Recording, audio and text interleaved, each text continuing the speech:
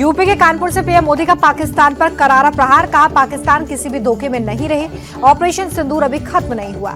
PM Modi ने कहा कि आतंक के खिलाफ भारत की 3 सूत्रीय नीतियां स्पष्ट हैं, हर आतंकी हमले का देंगे जवाब।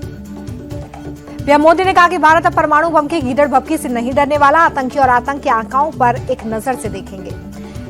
पीएम मोदी की कानपुर को बड़ी सौगात, 47,600 करोड़ की योजनाओं का लोकार्पण और शिलान्यास। पीएम मोदी के कार्यक्रम में सीएम योगी बोले, प्रधानमंत्री के नेतृत्व में भारत ने पाकिस्तान को दिया करारा जवाब, दुश्मन को उसी की भाषा में जवाब मिला। सीएम योगी बोले कि पूरी दुनिया ने भारत का शौर्य देखा, ऑपरेशन सिंदूर न्याय का संकल्प। कानपुर के चकेरी एयरपोर्ट पर शुभम द्विवेदी के परिवार से मिले पीएम मोदी, प्रधानमंत्री से मुलाकात के बाद शुभम द्विवेदी की पत्नी बोली, हमले से प्रधानमंत्री बहुत दुखी। ऑपरेशन सिंदूर को लेकर बिहार के काराकाट में पीएम मोदी का बयान, बिहार की धरती से कहा था आतंक को मिट्टी में मिला देंगे, वचन पूरा करने के बाद वापस बिहार आया हूं। पीएम मोदी बोले कि बहनों का सिंदूर उजाड़ने वालों के ठिकाने खंडर हो गए, पाकिस्तान को एक ही झटके में घुटनों पर ला दिया। प्रधानमंत्री ने कहा कि ऑपरेशन सिंदूर हमारे तरकश का सिर्फ एक तीर, आतंक का फन फिर उठा तो कुचला जाएगा। नौसेना के जाबाजों से मिले रक्षा मंत्री, गोवा में आईएनएस विक्रांत पर जाकर की मुलाकात, ऑपरेशन सिंदूर की सफलता पर दी बधाई। आईएनएस विक्रांत से पाकिस्तान को रक्षा मंत्री राजनाथ सिंह की चेतावनी, बोले पाक ने इस बार गुस्ताखी की तो ओपनिंग नेवी से होगी, इस बार संभालने का मौका भी नहीं मिलेगा। राजनाथ सिंह बोले कि आतंक के खिलाफ एक्शन से भारत को कोई रोक नहीं सकता, हम हर तरह का ऑपरेशन चलाने के लिए स्वतंत्र, भारत विरोधी गतिविधियां बंद करे पाकिस्तान। पुंछ में पाकिस्तान की गोलीबारी पीड़ित परिवार से अमित शाह ने की मुलाकात, गोलीबारी में हुए नुकसान के लिए जानकारी। केंद्रीय गृह मंत्री अमित शाह ने कहा कि पाकिस्तान ने निंदनीय हमला किया, निर्दोष लोगों को मारा, सब पीड़ित परिवारों के साथ। अमित शाह बोले कि सेना ने पाकिस्तान के अंदर आतंकी अड्डे तबाह किए, भारत हर आतंकी हमले का जवाब देगा। सेना प्रमुख जनरल उपेंद्र द्विवेदी ने जम्मू के केजी और पुंछ सेक्टर का किया दौरा, बॉर्डर के हालातों की समीक्षा। ऑपरेशन सिंदूर को लेकर बीजेपी का कांग्रेस पर हमला, संबित पात्रा बोले भारत की सेना पर सवाल उठा रही है कांग्रेस। संबित पात्रा बोले कि कांग्रेस ने सेना का मनोबल तोड़ा, राहुल गांधी और जयराम रमेश ने जवानों का किया अपमान। जम्मू कश्मीर में टेरर लिंक को लेकर एक्शन में जांच एजेंसियां, श्रीनगर, शोपियां, कुपवाड़ा समेत कई जगहों पर छापेमारी। पाकिस्तान के लिए जासूसी के आरोप में गिरफ्तार कासिम ने दिल्ली पुलिस की स्पेशल सेल से पूछताछ में कई बड़े खुलासे, लाहौर के आर्मी कैंप में ली थी ट्रेनिंग। आईएसआई के 3 अधिकारियों ने कासिम को ट्रेनिंग दी थी, 2 अधिकारियों का कोड नेम शाहजी और ताऊजी था, एक अधिकारी का कोड नेम वकास था।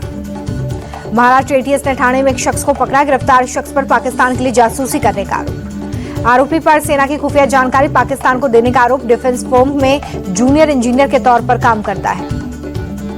पीएम मोदी ने बिहार को दी सौगात, 48,000 करोड़ से ज्यादा की विकास परियोजनाओं का तोहफा। नाम लिए बिना पीएम मोदी ने लालू यादव पर साधा निशाना, बोले कि रेलवे में भर्ती के नाम पर गरीबों की जमीन लूटी गई। काराकाट में पीएम मोदी की जनसभा में सीएम नीतीश कुमार बोले कि पहले ही सरकार ने कोई काम नहीं किया, हमारी सरकार में तेजी से विकास हो रहा है। सीएम नीतीश बोले कि जेडीयू बीजेपी की सरकार ने हर वर्ग के लिए काम किया, शिक्षा स्वास्थ्य के क्षेत्र में बहुत काम हुआ। बिहार चुनाव से पहले नीतीश सरकार का बड़ा फैसला, उच्च जातियों के विकास के लिए आयोग का गठन। पटना एयरपोर्ट पर बिहार के युवा क्रिकेटर वैभव सूर्यवंशी से मिले पीएम मोदी, उज्जवल भविष्य की शुभकामनाएं। बिहार के बाहुबली नेता अनंत सिंह को जमानत, सरकारी काम में बाधा डालने के मामले में मिली जमानत। सुप्रीम कोर्ट का एमबीए को नोटिस, एक शिफ्ट में कराएं नीट पीजी परीक्षा, पारदर्शिता का ध्यान रखा जाए। भ्रष्टाचार के आरोप में ईडी के डेप्यूटी डायरेक्टर चिंतन रघुवंशी अरेस्ट, भुवनेश्वर में सीबीआई ने 20 लाख रुपए की रिश्वत लेते पकड़ा। दिल्ली सरकार के 100 दिन पूरे होने पर मंत्री आशीष सूद का बयान, कहा हमारी सरकार लोगों के बीच रहती है, ये हमारे लिए सबसे बड़ी उपलब्धि।